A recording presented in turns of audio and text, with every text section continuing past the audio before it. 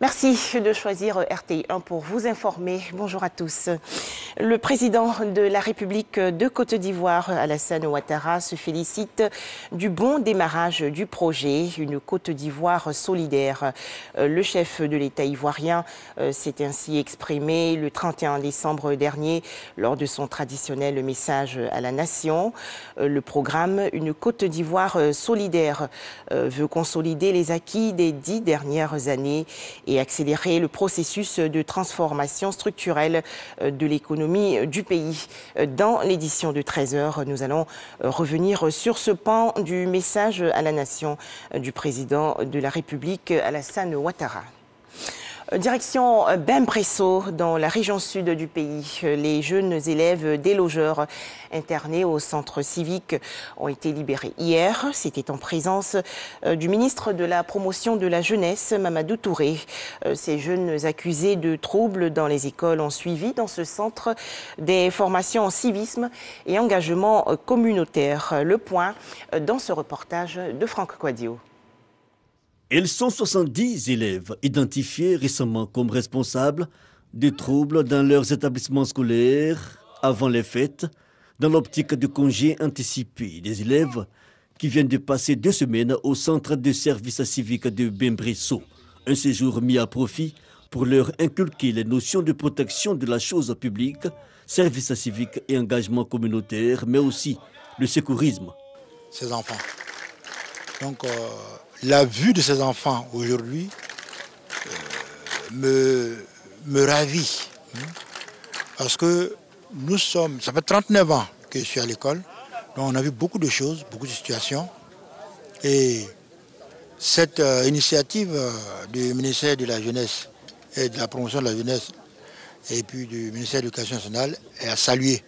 Ce dimanche 2 janvier, c'est le jour de leur sortie.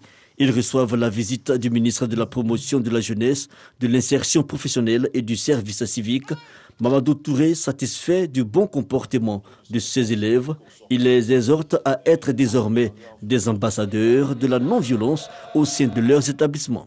Je souhaite que vous saisissiez la seconde chance qui vous est donnée. J'espère que vous nous ferez honneur et qu'on n'entendra pas qu'un jeune sorti de Bembresso a été repris parce qu'il s'adonnait à des actes de violence donc dans son établissement. Parce que si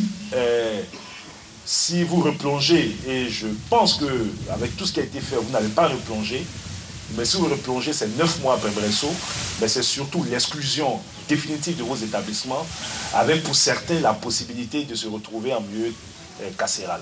Des élèves qui retournent dans leurs familles respectives. Le ministre Mamadou Touré promet de maintenir le contact avec parents d'élèves et chefs d'établissement, mais aussi de renforcer le cadre légal.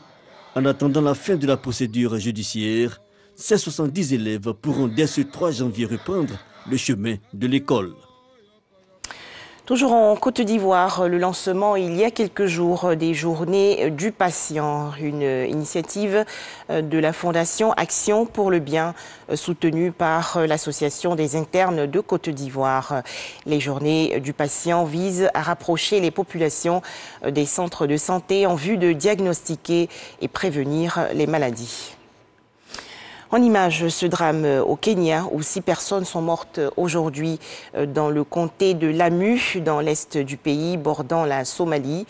C'était lors d'une attaque présumée des rebelles Shebab.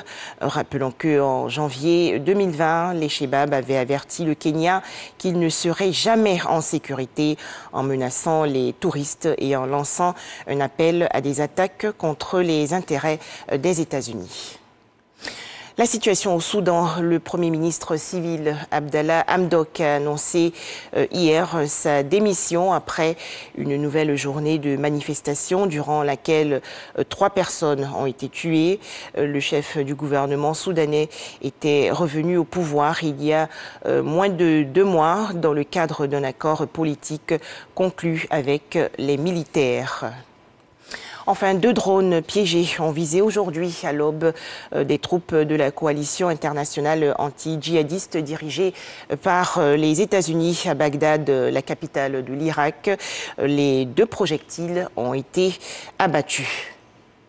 Voilà, merci de nous avoir suivis. À 13h, le journal.